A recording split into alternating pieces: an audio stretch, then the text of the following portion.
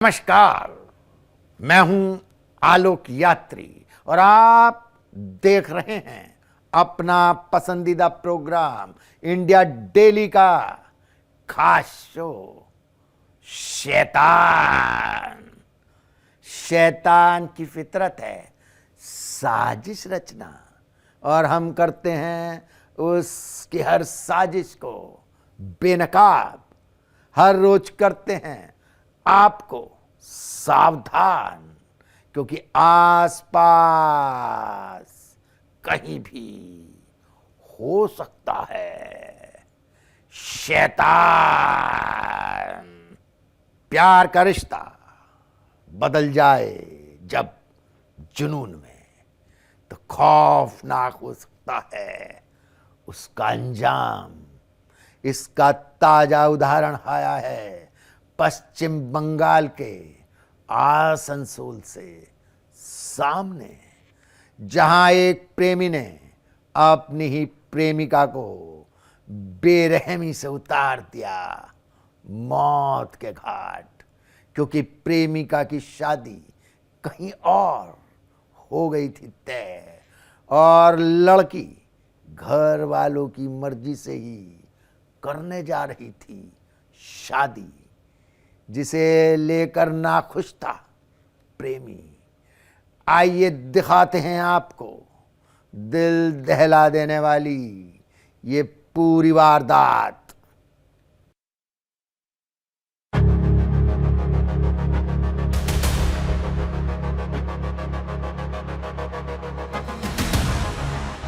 प्रेम कहानी का खौफनाक अंजाम।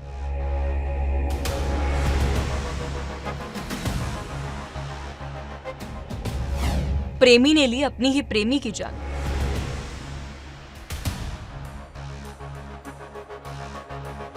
दूसरी जगह शादी होने से था नाराज। प्यार का रिश्ता जब जुनून में बदल जाए तो उसका अंजाम कितना खौफनाक हो सकता है, इसका ताजा उदाहरण पश्चिम बंगाल के आसनसोल से सामने आया। आसनसोल के डामरा इलाके का ये जंगल, जहां पर शुक्रवार दोपहर पुलिस को एक युवती का शव झाड़ियों में ढका हुआ मिला। शव की हालत देख पुलिस भी हैरान रह गई। चेहरे और शरीर पर गहरे चोट के निशान थे। खून से सना चेहरा दर्दनाक वारदात की गवाही दे रहा था। शुरुआत में पुलिस ने इसे लावारिस मामला समझा, लेकिन कुछ ही घंटे बाद कहानी ने नया मोड़ लिया। जब दुर्गापुर के रहने वाले नंदा किशोर पासवान थाने पहुंचे, उन्होंने रोते हुए पुलिस को बताया कि उनकी बेटी रोमा 28 तारीख से लापता है और शक जताया कि डामरा जंगल से मिला शव उनकी ही बेटी का है। पुलिस ने फोटो और शव को मिलाकर जांच की और फिर नंद किशोर को पहचान के लिए बुलाया। नंद किशोर ने उस शव को देखते ही चीख मार दी। वो उनकी बेटी रोमा ही थी। इसके बाद खुला राज उस प्रेम प्रसंग का जो 2.5 साल से चल रहा था। रोमा का रिश्ता डामरा के रहने वाले राकेश पासवान से था, लेकिन जब घर वालों ने उसकी शादी कहीं और तय कर दी तो राकेश बौखला गया। रोमा ने राकेश की हर जिद, हर गुजारिश ठुकरा दी। भागकर शादी करने तक का उसका प्रस्ताव भी मानने से इनकार कर दिया। यही इनकार राकेश को नागवार गुजरा और उसने रची एक साजिश अपनी ही प्रेमिका की हत्या की। राकेश ने रोमा को आखिरी बार मिलने बुलाया, प्यार के नाम पर मौत का जाल बिछाया, जंगल में बेरहमी से उसकी हत्या कर दी, फिर शव को झाड़ियों में छिपाकर फरार हो गए। उसे लगा अब कोई उससे पकड़ नहीं पाएगा, लेकिन पुलिस की जांच और पिता के बयान ने पूरी कहानी खोल दी। पुलिस ने राकेश को गिरफ्तार किया और कड़ी पूछताछ में उसने अपना गुनाह कबूल कर लिया। पुलिस को हत्या के मामले में आरोपी राकेश पासवान की गिरफ्तारी में सफलता मिली। पूछताछ में उसने कबूल किया कि प्रेम प्रसंग में मतभेद के कारण उसने रोमा की हत्या की। आरोपी से आगे की पूछताछ जारी है। फिलहाल आरोपी राकेश पुलिस रिमांड पर है और जांच चल रही है कि क्या इस साजिश में कोई और शामिल है या नहीं। 2.5 साल तक चला प्रेम और उसका इतना खौफनाक अंत, ये वारदात फिर एक सवाल खड़ा करती है कि आखिर प्यार के नाम पर जुनून कब रिश्ते को खून में बदल देता है। आसनसोल की ये वारदात हर उस रिश्ते को आईना दिखाती है जिसमें प्यार से ज्यादा अहमियत अहंकार को दी जाती है। प्यार को पाने की जिद में उसे जेल की सलाखों तक पहुंचा दिया और मासूम रोमा की जिंदगी मौत की अंधेरी गुफा में हमेशा के लिए कैद हो गई। Bureau report, India. पति का शक और प्रताड़ना खत्म कर सकता है पत्नी के जीने की इच्छा। वह करने लगती है मरने की कामना। यूपी के झांसी से सामने आया है ऐसा ही मामला, जहां श्वेता नाम की महिला ने मुख्यमंत्री से लगाई है पति की प्रताड़ना से मुक्ति की गुहार, अपने लिए मांगी है इच्छा मृत्यु की अनुमति। वहीं हरदोई में दबंगों ने पीट पीट कर ले ली दलित युवक की जान। युवक ने पहले भी लगाई थी पुलिस से जान की गुहार। आइए देखते हैं इंसानियत को शर्मसार करने वाली ये वारदात।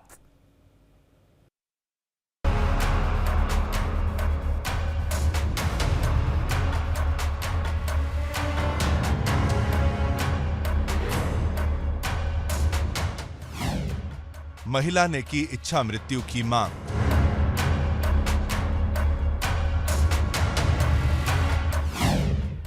पति की प्रताड़ना, तलाक का दबाव।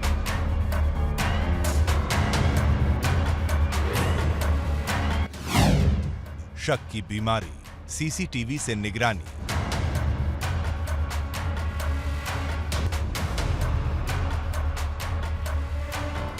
ये हैं यूपी के झांसी की श्वेता, जिनकी कहानी सुनकर हर कोई सन्न रह जाएगा।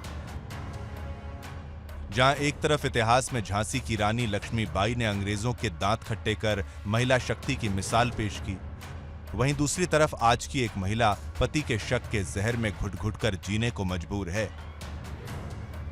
महज 16 साल की उम्र में बड़े बड़े वादों और झूठे प्यार के जाल में फंसकर उन्होंने अपने से 14 साल बड़े सीनियर ऑडिट अधिकारी से शादी की। लेकिन 22 साल पुराने इस रिश्ते का सच अब जहर बन चुका है। श्वेता का आरोप है कि उनका पति शक में इतना डूब चुका है कि 24 घंटे उन पर नजर रखने के लिए घर पर सीसीटीवी कैमरे तक लगा दिए। बाहर जाने पर पाबंदी, बच्चों से दूर करना और चरित्रहीनता के संगीन इल्जाम, यही उनकी रोजमर्रा की जिंदगी बन गई है। वो मजबूरी में स्कूल में पढ़ाने लगी, लेकिन पति का अहंकार और ज्यादा बढ़ गया।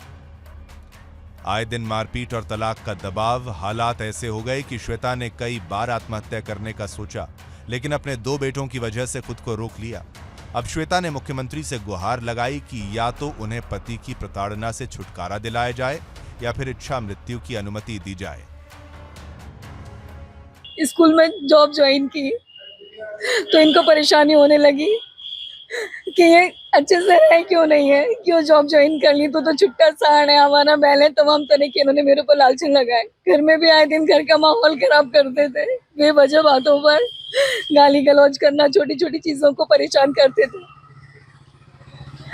ससुराल वालों ने साथ दिया तो उनको मना कर दिया कि कोई इससे बात नहीं करेगा, कोई इससे रिश्ता नहीं रखेगा। मेरे भाई ने मेरा सपोर्ट किया। आप लोगों से एक बात पूछती हूँ कि अगर एक बहन अकेली पड़ गई है और उसका भाई अगर साथ दे रहा है तो वो क्या गलत कर रहा है। उत्तर प्रदेश के हरदोई से सनसनीखेज मामला सामने आया है। रविवार देर शाम खेत में सिंचाई कर रहे युवक पर कुछ अज्ञात लोगों ने बेरहमी से हमला कर दिया। लात, घूंसों और डंडों से पिटाई के बाद दबंगों ने उसका गला दबाकर हत्या कर दी। युवक रोहित की पहचान एक रोजगार सेवक के रूप में हुई। परिवार और गांव वालों के लिए यह खबर किसी सदमे से कम नहीं थी। 4 बहनों का इकलौता भाई रोहित घर की उम्मीदों का सहारा था। उसकी हत्या ने परिवार पर दुखों का पहाड़ तोड़ दिया है।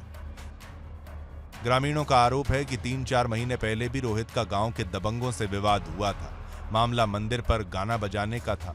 उसी दौरान दबंगों ने उस पर जानलेवा हमला किया था, जिसमें वो गंभीर रूप से घायल होकर 15 दिन तक लखनऊ के अस्पताल में भर्ती रहा। उस समय धारा 307 का मुकदमा लिखा गया, लेकिन कार्रवाई ना होने से दबंगों के हौसले बुलंद हो गए। ग्रामीणों का कहना है कि अगर उस हमले के बाद पुलिस सख्त कार्रवाई करती तो शायद रोहित की जान बच सकती थी। लापरवाही और दबंगों से मिली भगत ने इस हत्या की जमीन तैयार की। वारदात की सूचना मिलते ही थाना प्रभारी पुलिस बल के साथ मौके पर पहुंचे और जांच शुरू की। पुलिस ने शव को कब्जे में लेकर पोस्टमार्टम के लिए भेज दिया है।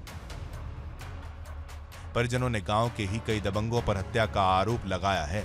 नामजद तहरीर दी गई है और पुलिस ने केस दर्ज कर जांच शुरू कर दी है। और यहाँ हमारे चाचा का लड़का खींच रहा था, तो हमने उधर कोने पे बैठे थे और यहाँ पे तड़बड़ हो रहा था और इन्होंने ये देख रहा, झाड़ पड़ हो रही थी, ये भागा रहा था, मक्का की आड़ थी। तो हमने यही देखा कि ये 4 लोग, एक धर्मपाल और नंदकिशोर और फौजी का लड़का और तो हमने जाते हुए वहाँ पे देखा, मक्का की आड़ पड़ रही थी, तो हमने इनको जाते हुए देखा। मृतक के परिजनों की तहरीर के आधार पर पुलिस ने मामला दर्ज कर लिया है। आरोपियों की गिरफ्तारी के लिए टीमें गठित की गई हैं और जांच जारी है। बालक राम निवासी ग्राम जयदीपुर थाना माधोगंज द्वारा यह सूचना दी गई कि उनका पुत्र धान में पानी लगाने के लिए खेत गया हुआ था। उनके पुत्र का शव मक्के के खेत के पास मिला है। प्राप्त सूचना पर पुलिस तत्काल मौके पर पहुंची। शव को कब्जे में लेकर पोस्टमार्टम हेतु भेजा गया है। फील्ड यूनिट द्वारा घटना स्थल का निरीक्षण किया गया है। बालक राम द्वारा गांव के ही 5 युवकों पर अपने पुत्र से मारपीट करने का आरोप लगाते हुए एक तहरीर दी गई है। प्राप्त तहरीर पर अभियोग पंजीकृत कर लिया गया है। नामित आरोपियों में से 2 आरोपियों को हिरासत में लेकर पूछताछ की जा रही है। झांसी में पति का शक, जिसने एक महिला की पूरी जिंदगी को नर्क बना दिया और अब वो जीने से ज्यादा मरने की दुआ मांग रही है। सवाल यह है कि क्या सिस्टम उसकी पीड़ा को सुनेगा और उसे इंसाफ दिलाएगा या फिर उसकी पुकार सिर्फ गुहार बनकर रह जाएगी। वहीं दूसरी तरफ हरदोई में दलित युवक की खुलेआम पिटाई कर हत्या ने पूरे इलाके में आक्रोश फैला दिया है। गांव में तनाव का माहौल है और लोग पुलिस पर पक्षपात का आरोप लगा रहे हैं। सवाल यह है कि आखिर दबंगों के खिलाफ पुलिस कार्रवाई क्यों नहीं करती। अगर पहली बार हुए हमले पर कार्रवाई होती तो रोहित की जान शायद बच जाती। हरदोई की ये वारदात एक बार फिर कानून व्यवस्था और दलितों की सुरक्षा पर बड़ा सवाल खड़ा कर रही है। अब देखना होगा कि पुलिस इस मामले में कितनी सख्ती दिखाती है और दोषियों को कब तक सलाखों के पीछे भेज पाती है। Bureau report, India daily.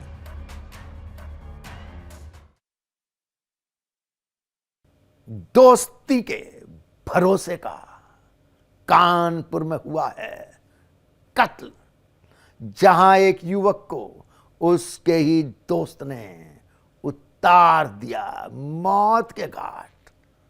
बहन से रिश्ते के शक में दोस्त को दी ऐसी सजा जिसे सुनकर कांप गई लोगों की रूह। पहले किया दोस्त का कत्ल, फिर उसके शव के टुकड़ों को बहा दिया गंगा नदी में। आइए आपको दिखाते हैं दोस्ती के नकाब में छिपे कातिल की ये खौफनाक दास्तान।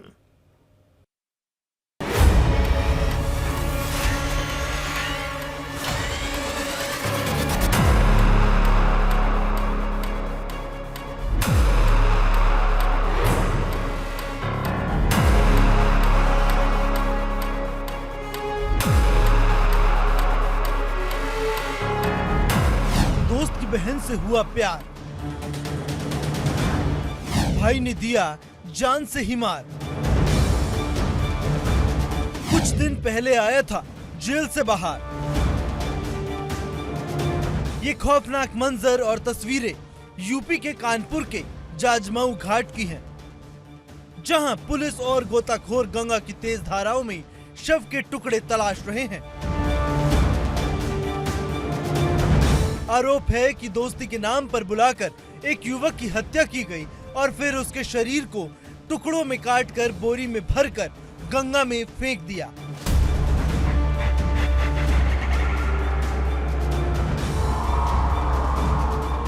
दरअसल मामला कानपुर के चकेरी इलाके का है। यहाँ शिव कटरा का ऋषिकेश उर्फ सोना अचानक लापता हो गया।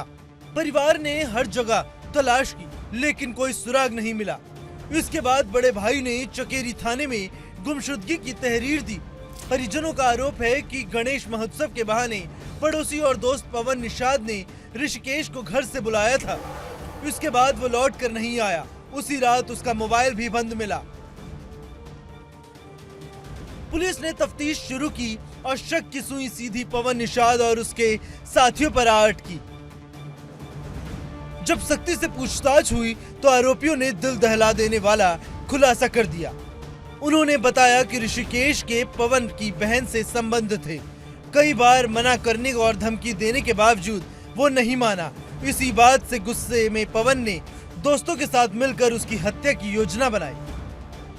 आरोपियों ने चापड़ से ऋषिकेश की गर्दन काट दी, शव के टुकड़े किए और फिर उन्हें बोरी में भरकर जाजमऊ घाट से गंगा की लहरों में बहा दिया। हत्या के बाद आरोपी ऐसे घूमते रहे मानो कुछ हुआ ही ना हो। जाजमऊ घाट पर शव के टुकड़े की तलाश के लिए पुलिस ने गोताखोरों की मदद से सर्च ऑपरेशन चलाया। इसी बीच महाराजपुर के कटरी डोमनपुर में गंगा से एक शत विशत शव बरामद हुआ, जिसमें सिर और एक हाथ गायब था। पुलिस को शक है कि ये शव ऋषिकेश का ही है।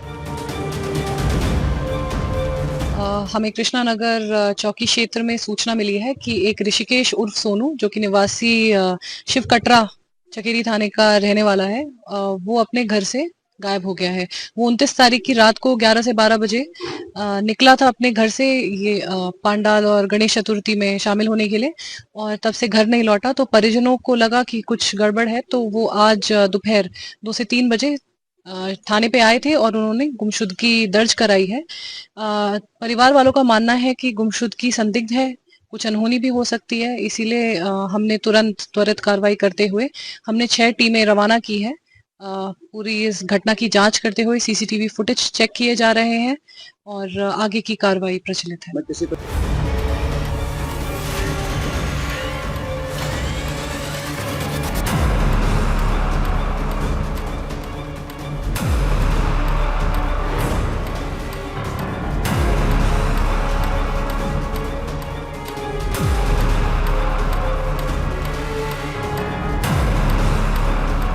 फॉरेंसिक टीम ने मौकाए वारदात से खून के धब्बे, कपड़े और अन्य साक्ष्य इकट्ठा कर लिए हैं।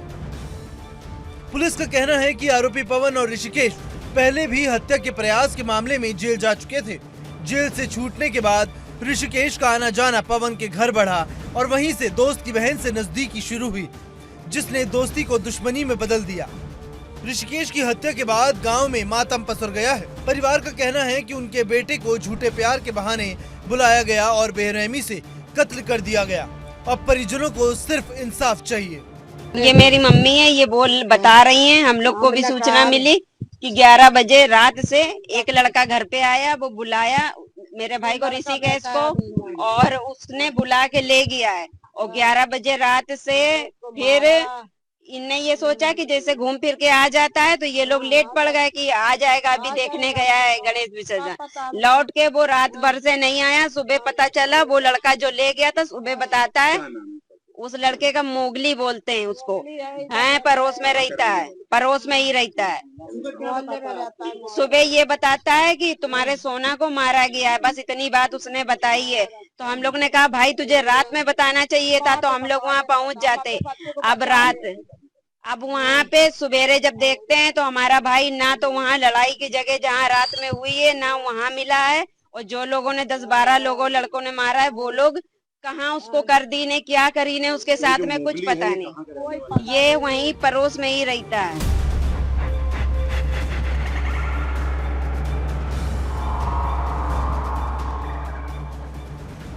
दोस्ती के रिश्तों का कत्ल और प्यार की कीमत मौत।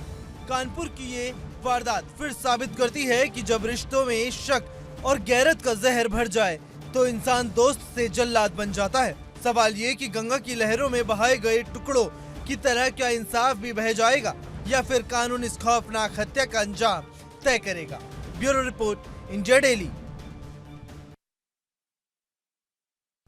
मुजफ्फरनगर से सामने आई है ऐसी वारदात जिसने वैवाहिक रिश्तों पर ही खड़े कर दिए हैं सवाल। पत्नी ने अपने ही पति को उतार दिया मौत के घाट। वजह थी लालच, शक और रिश्तों में आई दरार। पुलिस ने महिला को कर लिया है गिरफ्तार, जिसने अपना जुर्म भी कर लिया है स्वीकार। आइए देखते हैं एक छत के नीचे वैवाहिक रिश्तों में क्यों दरक रही है दीवार।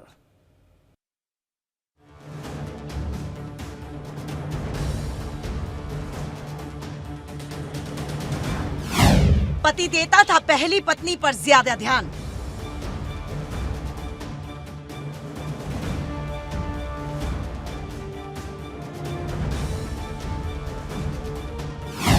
फिर 23 साल बाद किया खौफनाक कांड।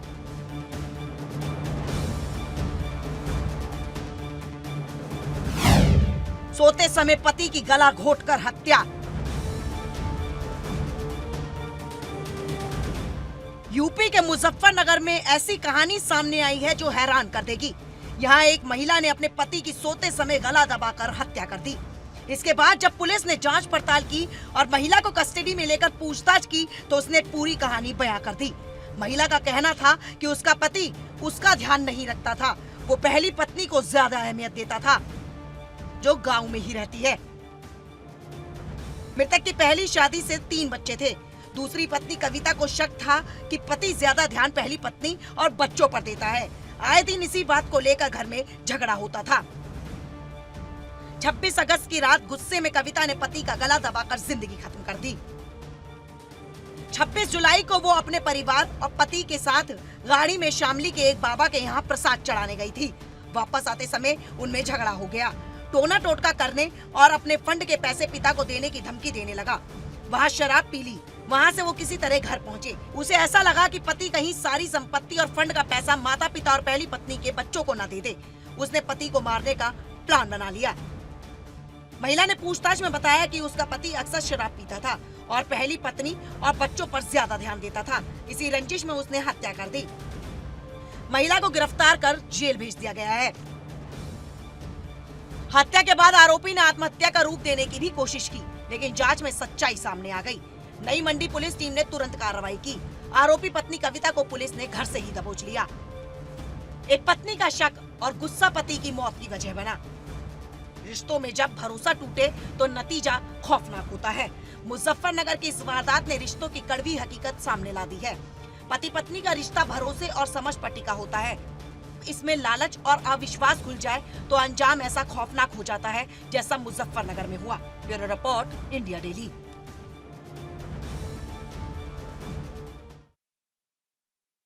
हमारे शो में आज बस इतना ही। अगली मुलाकात तक आप रहिए सावधान, क्योंकि आसपास कहीं भी हो सकता है शैतान।